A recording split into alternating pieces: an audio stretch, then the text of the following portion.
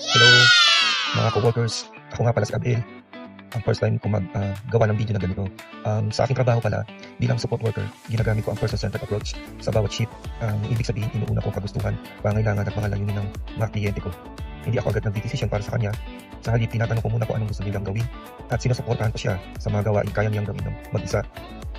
Halimbawa nga nito, naglalakad kami ngayon sa daan para dalhin siya sa kung ano niyang gustong puntahan.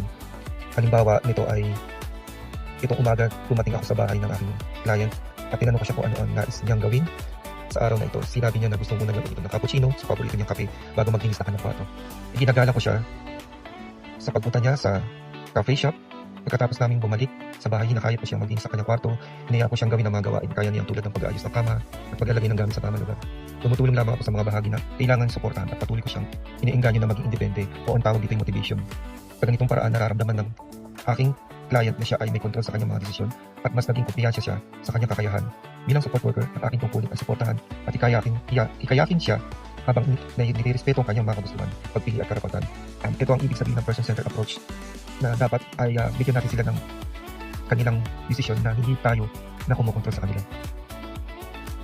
Hanggang sa muli mga co-workers, ito, papasok kami na siya sa loob para mag-cappuccino siya.